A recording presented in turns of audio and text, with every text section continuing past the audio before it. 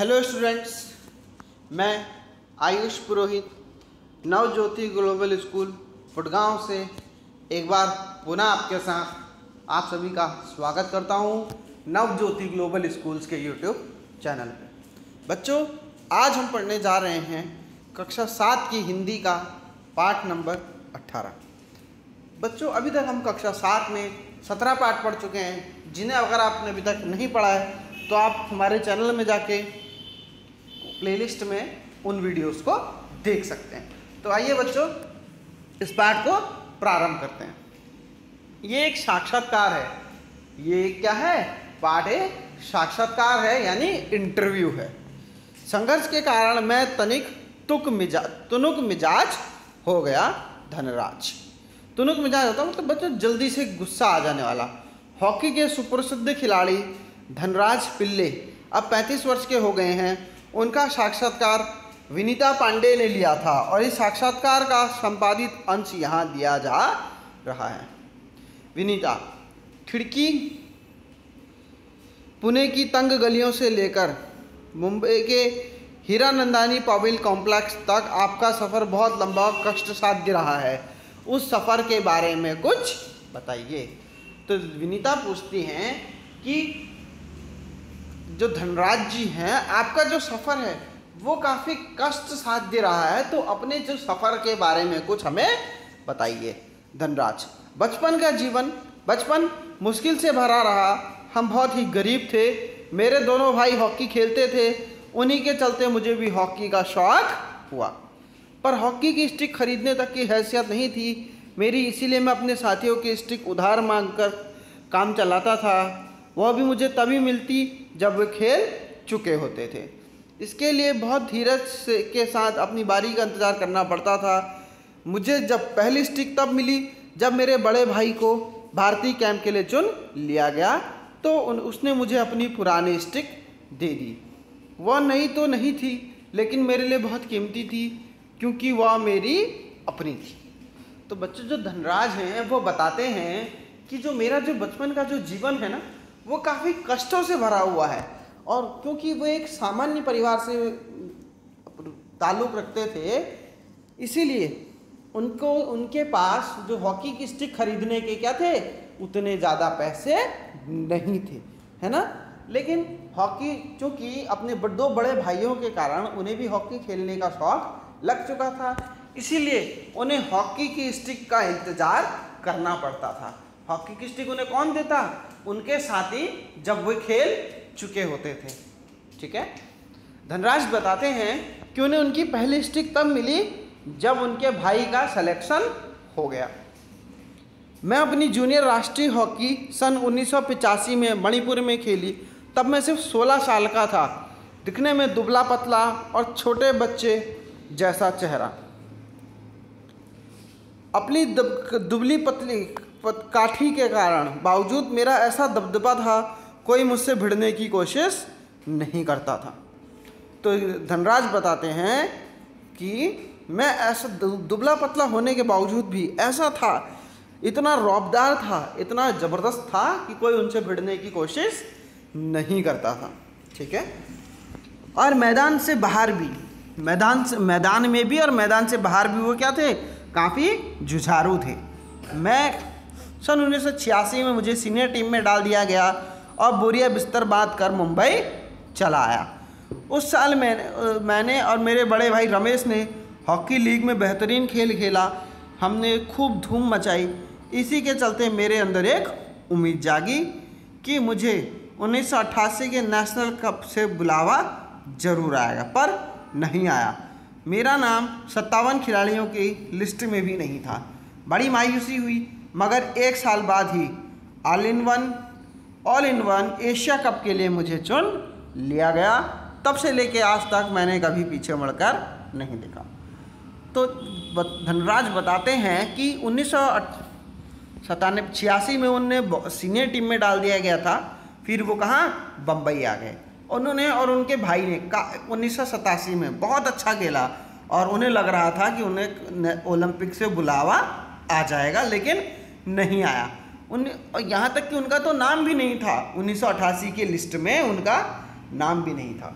और अगले साल ही उन्हें all in one Asia cup से बुलावा आ गया। आपका विद्यार्थी जीवन कैसा रहा? विनीता पूछती हैं कि आपका विद्यार्थी जीवन कैसा रहा? आपने स्कूल के दिनों में किस प्रकार की यादें जुड़ी हैं?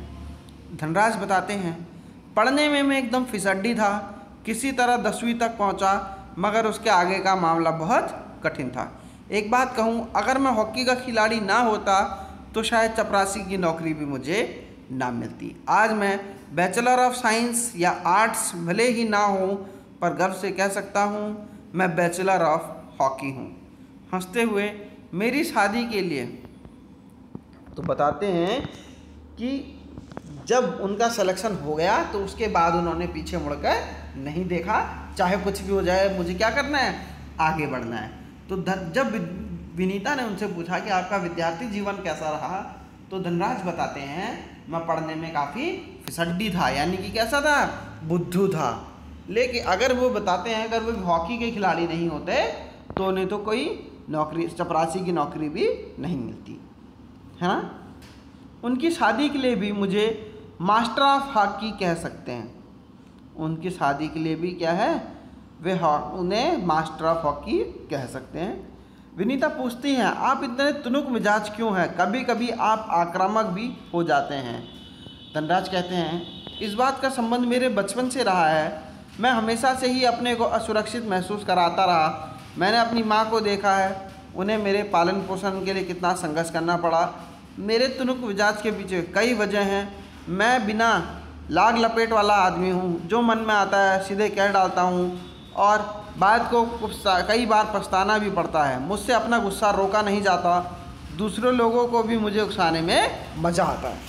तो धनराज बताते हैं कि धनराज जो है अपने बचपन के संघर्ष के कारण काफ़ी गुस्सैल स्वभाव के हो गए हैं और इसीलिए दूसरे लोग भी कभी कभी उनका फ़ायदा उठा देते हैं। धनराज बताते हैं मैं अपने परिवार, अपने दोस्तों की बहुत कदर करता हूँ। मुझे अपनी गलती के लिए एक माफ़ी मांगने में कोई शर्म नहीं होती है। आपके परिवार वाले की अहमियत आपके लिए क्या है? धनराज बताते हैं मुझे सबसे अधिक प्रेरणा अपनी माँ से मिली। भाई बहनों से मैं अच्छे संस्कार डालने की कोशिश की। मैं सबसे नज़दीक हूँ। मैं भारत में रहूँ, विदेश में या कहीं, रोज़ सोने से पहले माँ से ज़रूर बात करता हूँ।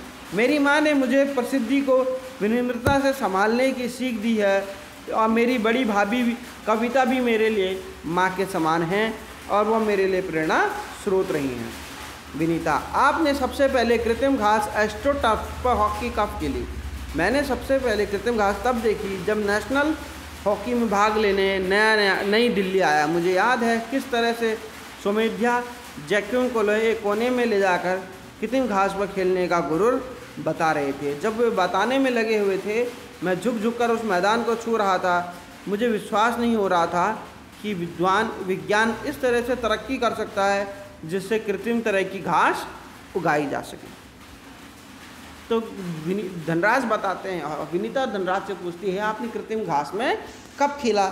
धनराज बताते हैं जब वे दिल्ली आए तब उन्होंने कृत्रिम घास में खेला और उन्हें विश्वास नहीं हो रहा था विज्ञान ने इतनी तरक्की कर ली है कि अप्राकृतिक तरीके से घास को उगाया जा रहा है। विनीता पूछती हैं हर आदमी का सपना होता है उसके पास कार हो, तो आपके पास आपकी पहली कार कब आई? धनराज मेरी पहली कार एक सेकंड हैंड अरमाडा थी जो मुझे पहले मेरे एम्प्लॉयर ने दी थी। तब मैं काफ़ी नामी खिलाड़ी बन चुका था, मगर यह ज़रूरी नहीं कि शोहरत पैसा लेकर आए। तब मैं मुंबई की लोकल ट्रेन और बस से सफ़र करता था क्योंकि टैक्सी में चढ़ने की मुझे हिम्मत नहीं थी। एक बार किसी फोटोग्राफर ने भीड़ भरे रेलवे स्टेशन से मेरी तस्वीर खींचकर अखबार में डाल दी कि हॉकी का सितारा पिल्ले अभी भी मुंबई की लोकल ट्रेनों में सफ़र करता है। उस दिन मैंने महसूस किया कि मैं एक मशहूर चेहरा बन चुका हूँ और मुझे लोकल ट्रेनों में सफ़र करने से बचना चाहिए। मैं कर ही क्या सकता था, मैं थोड़ा बहुत भी जो कमाता उससे परिवार चलाना पड़ता था, है ना। तो जो धनराज हैं वो बताते हैं कि एक बार धनराज जो है लोकल ट्रेन से सफ़र कर रहे थे तो किसी ने उनकी फ़ोटो खींचकर अखबार में डाल दिया न्यूज़, ठीक है, कि आज भी इतना प्रसिद्ध सितारा लोकल ट्रेनों में सफ़र कर रहा है। तब धनराज ने महसूस किया कि मैं एक चेहरा बन चुका हूँ, नामी चेहरा बन चुका हूँ, अब मुझे लोकल ट्रेनों में सफ़र करने से बचना चाहिए। धनराज जो भी थोड़ा कमाते थे उससे घर चलाना पड़ता था और बहन की शादी करने के लिए वे पैसे भेज रहे थे। आज मेरे पास एक फोर्ड आइकन है जिसे मैंने 2000 में ख़रीदा था, मगर वह किसी कॉरपोरेट हाउस का दिया हुआ तोहफा नहीं बल्कि मेरी मेहनत की गढ़ी हुई कमाई से खरीदी हुई कार है। सफलता आपके लिए क्या महत्व है? हॉकी को आप इतना कुछ दिया, इसके बदले आपको क्या मिला? तो धनराज विनीता पूछती हैं कि सफलता का आपके लिए क्या महत्व है? हॉकी को आपने इतना कुछ दिया, उसे आपको बदले में क्या मिला? कुछ रुपए इनाम में मिले थे, मगर आज खिलाड़ियों को जितना मिलता है उसके मुकाबले पहले कुछ भी नहीं मिलता था। मेरी जिम्मेदारी थी कि परिवार की आर्थिक तंगी को दूर करना, उन सबको एक बेहतर ज़िंदगी देना। विदेशों में खेलकर जो कमाई हुई उससे मैंने 1994 में पुणे के भाऊ पाटिल रोड पर 2 बेडरूम का एक छोटा सा फ्लैट खरीदा। घर छोटा तो ज़रूर है पर हम सब के लिए काफ़ी है। 1999 में महाराष्ट्र सरकार ने मुझे पवई में एक फ्लैट दिया। वह एक ऐसा घर है जिसको खरीदने की मेरी खुद भी हैसियत कभी नहीं हो पाती। तो धनराज बताते हैं कि मुझे खेल के बदले में पैसे मिले, लेकिन आज के खिलाड़ियों को जितना मिलता है उसके बदले में वो कुछ भी नहीं था। धनराज को बताते हैं कि उनका मुख्य कार्य यह था कि अपने परिवार की आर्थिक तंगी को दूर करना। अब उन्होंने जो भी कमाई की, विदेशों में खेलकर जो भी उनकी कमाई हुई उससे उन्होंने क्या किया, एक छोटा सा फ्लैट खरीदा। बाद में महाराष्ट्र सरकार ने उन्हें एक अच्छा फ्लैट दिया, जिससे उन्होंने क्या किया,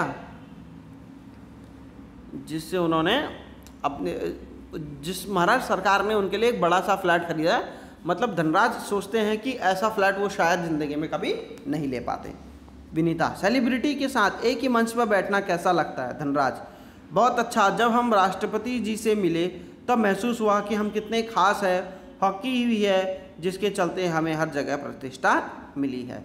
धनराज बताते हैं कि विनीता पूछती हैं कि आपको सेलिब्रिटी के साथ बैठना कैसा लगता है? तब धनराज बताते हैं कि जब हम राष्ट्रपति जी से मिले तो हमें अच्छा लगा, कितना अच्छा महसूस हुआ और हमें समझ आया कि वो हॉकी है जिसने हमें इतना खास बना दिया है।